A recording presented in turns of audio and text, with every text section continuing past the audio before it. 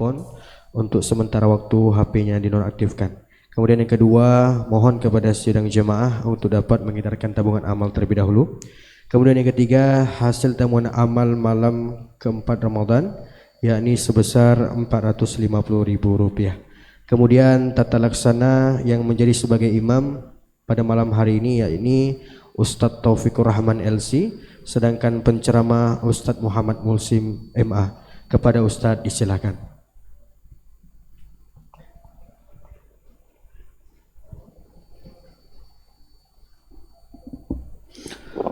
Assalamualaikum warahmatullahi wabarakatuh.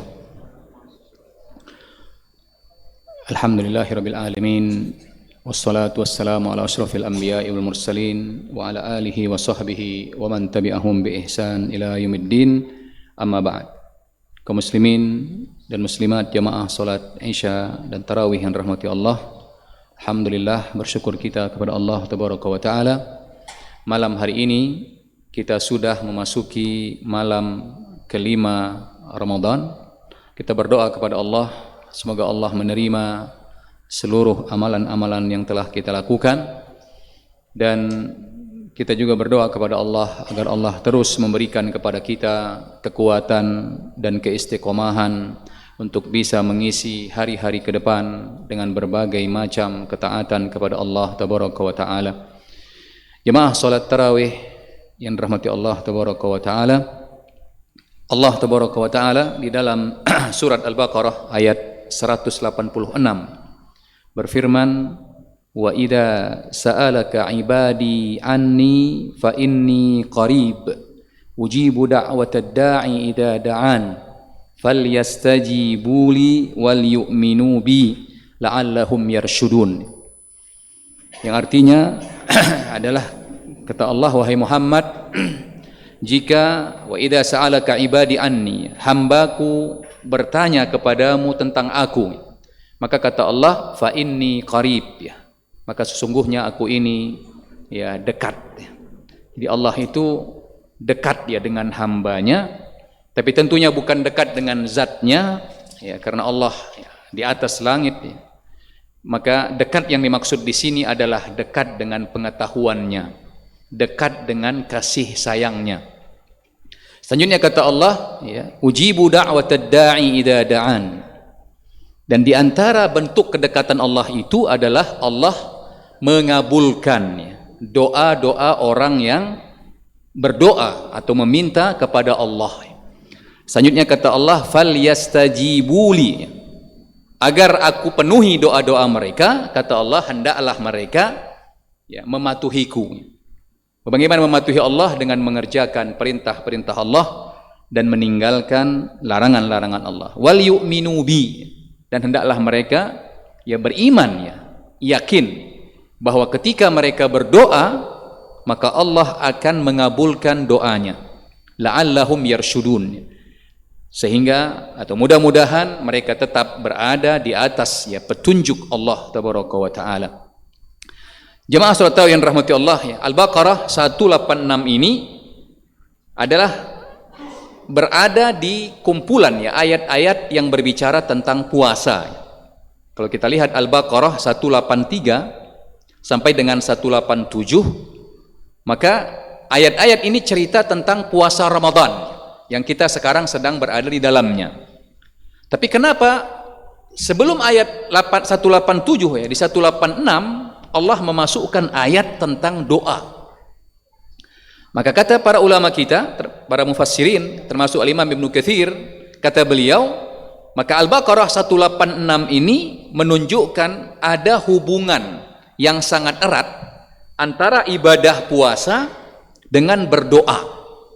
Maka Allah masukkan ayat doa itu di antara ayat-ayat yang berbicara tentang puasa. Apa hubungannya? Tentu kita bisa lihat dari berbagai macam sisi, ya. Yang pertama adalah doa dengan puasa adalah sama-sama perintah Allah, ya. Allah memerintahkan kita untuk puasa. Kutiba alaikumusiyam. Diwajibkan atas kalian berpuasa. Di 183. Nanti di 185 kata Allah, faman syahida minkumus syahra falyasum. Siapa yang menyaksikan atau telah masuk hilal di tempat dia tinggal, maka hendaklah dia berpuasa. Puasa Ramadan diperintahkan oleh Allah.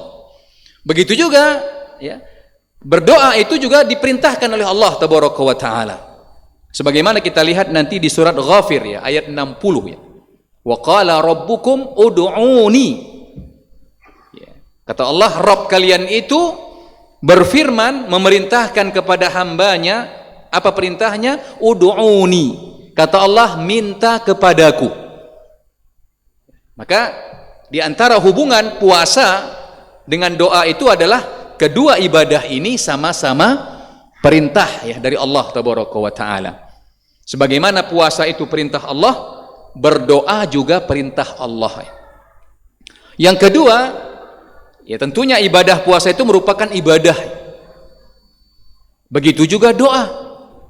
Maka kata Rasul sallallahu alaihi wasallam bahwa sesungguhnya doa itu adalah ibadah. Artinya apa? Jangan dianggap sepele doa tersebut. Karena ketika seseorang berdoa kepada Allah, maka dia sedang beribadah kepada Allah. Artinya apa? Ketika dia berdoa, berarti dia akan mendapatkan pahala. Ini yang pertama. Selain dia mendapatkan balasan atau jawaban dari Allah terhadap doa-doanya tersebut. Karena sebagian orang menganggap sebagai biasa saja doa ini. Padahal doa itu adalah ibadah. Doa itu adalah perintah dari Allah tabaraka wa taala. Dan juga kata para ulama kita, berdoa itu mengajarkan kepada kita untuk mengesahkan Allah, mentauhidkan Allah. Karena orang yang banyak berdoa kepada Allah, maka hatinya akan tergantung dengan Allah, terikat dengan Allah.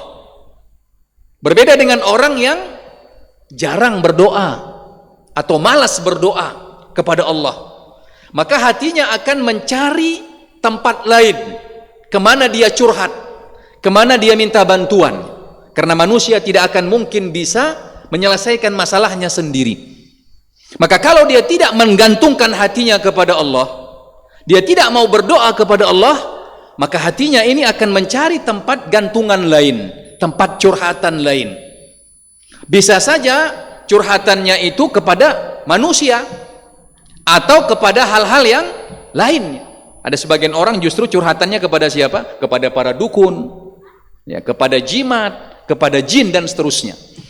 Tapi berbeda dengan orang yang banyak berdoa kepada Allah, maka hatinya akan terikat dengan Allah. Maka nanti Rasul SAW mengatakan, liyas'al ahadakum rabbahu hajatahu kullahu. Kata Rasul SAW, hendaklah setiap kita meminta kepada Allah seluruh kebutuhannya. Kata Rasul SAW, hatta shish'a na'laihi idang qata'. Kata Rasulullah, bahkan hendaklah dia minta bantuan Allah, minta kepada Allah tali sendalnya kalau putus. Masya Allah, tali sendal itu berapa harganya? Tidak ada harganya, sikit sekali. Tapi kenapa kata Rasulullah, sampai pun kalau tali sendal kita putus, kita minta bantuan Allah agar Allah memudahkan untuk kita bisa ganti sendal. Tujuannya apa? Rasulullah ingin mengajarkan kepada kita agar kita betul-betul bergantung dan meminta kepada Allah. Jangan bersandar kepada diri kita, apalagi bersandar kepada orang lainnya. Maka nanti para ulama kita mengatakan, dulu para sahabat Nabi yang mulia, mereka itu meminta kepada Allah hatta milha ajinihi. Para sahabat yang mulia dulu, bahkan mereka meminta kepada Allah garam untuk mereka mengadon roti. Garam untuk masak maksudnya. Garam untuk masak, berapa harganya? Sedikit sekali. Tetapi mereka minta sama Allah, ya Allah berikan aku garam. Selanjutnya apa? Tentunya usaha. Begitu juga kata para ulama kita, mereka juga minta kepada Allah tentang apa? Ilfa syatihi. Makanan atau kebutuhan hewan ternaknya. Rumput bisa kita cari di mana-mana. Tetapi para ulama kita dulu, para sahabat Nabi yang mulia, sebelum mereka cari rumput, sebelum mereka membeli garam atau cari garam, doa dulu sama Allah. Ya Allah, bantu aku ya Allah supaya aku bisa dapat garam. Ya Allah, bantu aku ya Allah supaya aku bisa dapat rerumputan untuk hewan ternakku. Ini menunjukkan apa? Rasulullah mengajarkan kepada kita agar kita tidak bersandar kepada diri kita, agar kita banyak berdoa ya kepada Allah tabaraka wa taala. Tentunya doa yang diiringi dengan usaha. Maka semakin banyak kita berdoa kepada Allah, semakin terikat ya jiwa kita, hati kita dengan Allah ya tabaraka wa taala. Begitu juga Rasul sallallahu alaihi wasallam. Kita perhatikan Rasulullah itu adalah orang yang paling banyak berdoa kepada Allah, baik untuk urusan dunia maupun urusan akhirat. Kenapa? Karena memang sebagaimana kata Rasul sallallahu alaihi wasallam, man lam yas'alillah yaghdab alaihi. Siapa yang malas berdoa kepada Allah, maka Allah akan marah kepada orang tersebut. Ini bedanya Allah dengan makhluk. Maka kata pepatah Arab, la tas'alanna bunayya Adam hajatan was'alil ladzi abwabahu la tuhjabu. Kata pepatah Arab apa? Jangan banyak minta sama manusia, tapi mintalah kepada Allah yang pintunya tidak pernah tertutup. Allahu yaghdabu hina tarakta su'alahu.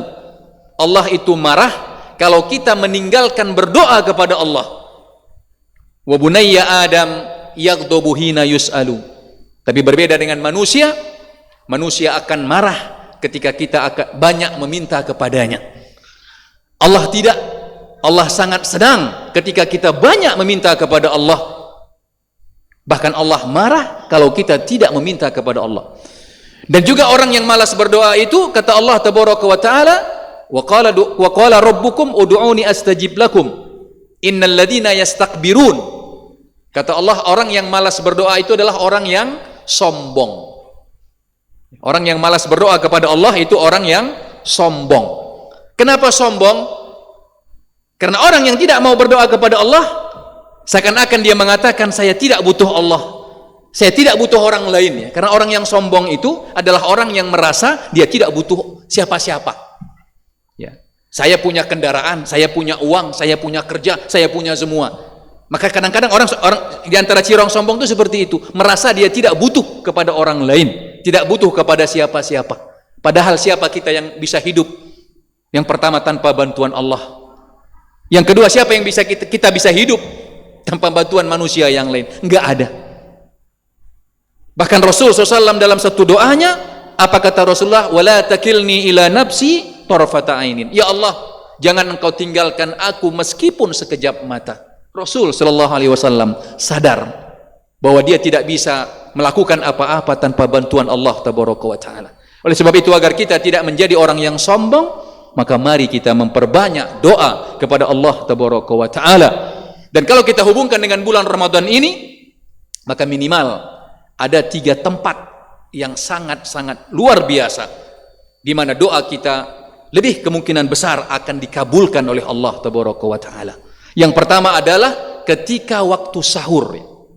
Allah tabaraka wa taala di dalam surat Az-Zariyat ayat ke-18 mengatakan, wabil ashari hum yastaghfirun. Di antara ciri orang bertakwa itu adalah ketika waktu sahur, ketika waktu sepertiga malam, mereka berdoa kepada Allah tabaraka wa taala.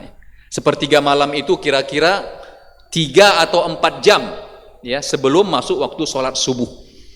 Dan waktu makan sahur itu masuk di dalam rentangan sepertiga malam terakhir. Dalam hadis diriwayatkan Imam Muslim, Rasulullah SAW mengatakan, yanzilu rabbuna ila sama'id dunya. Kata Rasul SAW, Allah tabaraka wa ta'ala itu setiap malam turun ke langit dunia ketika tinggal sepertiga malam terakhir. Di sepertiga malam terakhir Allah turun ke langit dunia. Tentunya turun yang layak dengan keagungan Allah tabaraka wa ta'ala.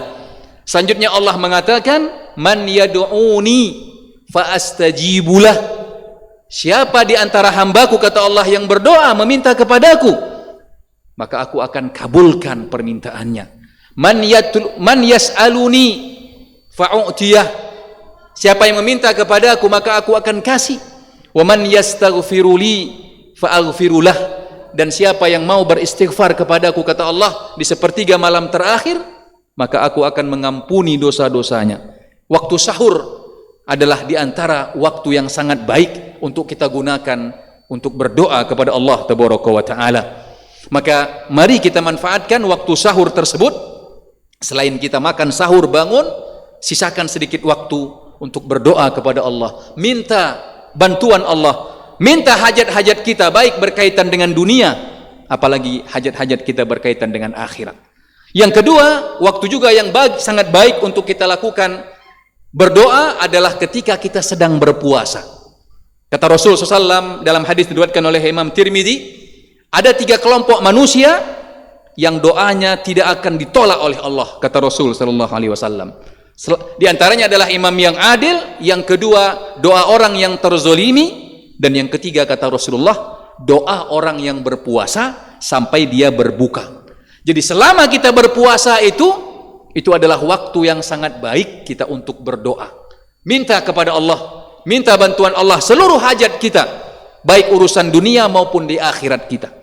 Dan yang ketiga kata Rasul SAW, di antara doa orang yang mustajab adalah doa orang yang berpuasa hina yuftir, ketika dia berbuka.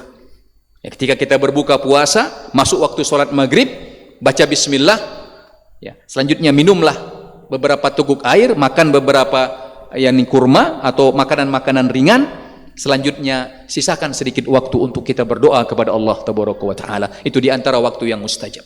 Maka 3 waktu ini di antara waktu yang sangat baik untuk kita berdoa, terkhusus ketika kita sedang berada di bulan Ramadan yang mulia ini. Demikian beberapa pelajaran berkaitan dengan doa, yang dimana para ulama kita mengatakan Ramadan ini adalah syahrud doa, bulan dimana kita dianjurkan untuk banyak berdoa kepada Allah. Mudah-mudahan Allah memudahkan kita untuk menjadi orang-orang yang senantiasa terus berdoa kepada Allah dan senantiasa meminta bantuan Allah Tabaraka wa Ta'ala, dan Allah kabulkan doa-doa kita, dan Allah masukkan kita semua ke dalam surga Allah Tabaraka wa Ta'ala. Subhanakallah wa bihamdik, asyhadu an la ilaha illa anta, astaghfiruka wa atubu ilaik. Wassalamualaikum warahmatullahi wabarakatuh.